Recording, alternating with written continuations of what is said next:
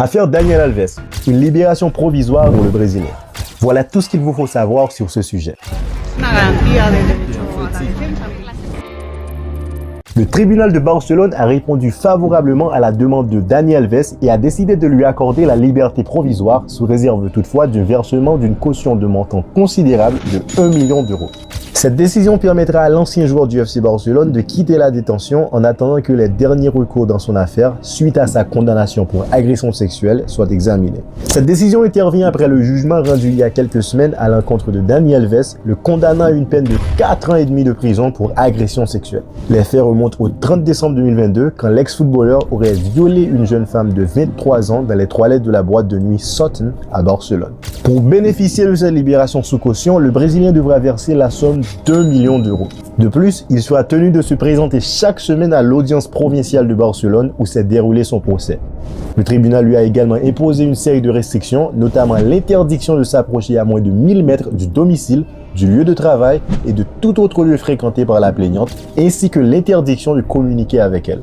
Tant le ministère public que le procureur privé ainsi que le joueur lui-même ont fait appel de la sentence.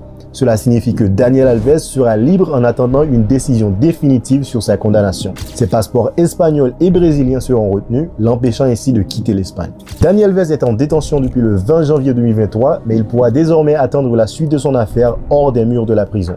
Le tribunal supérieur de justice de Catalogne examinera l'affaire en première instance. De plus, outre la peine d'emprisonnement, le joueur a été condamné à verser une indemnité de 150 000 euros à la victime, ce qui a contribué à réduire sa peine. Lors de sa comparution par vidéoconférence depuis la prison de Barcelone, Dani Alves a assuré au tribunal qu'il ne chercherait pas à fuir, affirmant sa confiance en la justice selon les sources judiciaires. Son avocate, maître Inès Guardiola, avait proposé une caution de 50 000 euros pour la libération de son client, soulignant qu'il avait déjà purgé une partie de sa peine prononcée en première instance. Un argument pris en compte par le tribunal malgré son opposition précédente aux demandes de libération du joueur, en raison du risque élevé de fuite dû à ses importantes ressources financières.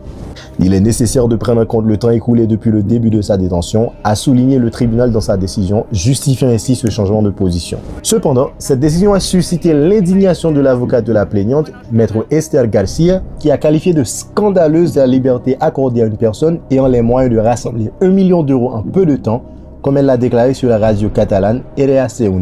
Bien que plusieurs médias aient déclaré que le père de l'ancien coéquipier et compatriote de Dani Alves, Neymar Jr., avait payé la caution d'1 million d'euros pour sa libération provisoire, l'intéressé a démenti cette information via une publication sur son compte Instagram, la qualifiant de fausse. Voilà, maintenant vous savez tout, mais n'oubliez pas de vous abonner à Haïti Sport Universel quand nous vous tiendrons au courant de toutes les prochaines évolutions de cette histoire et d'autres informations sportives essentielles.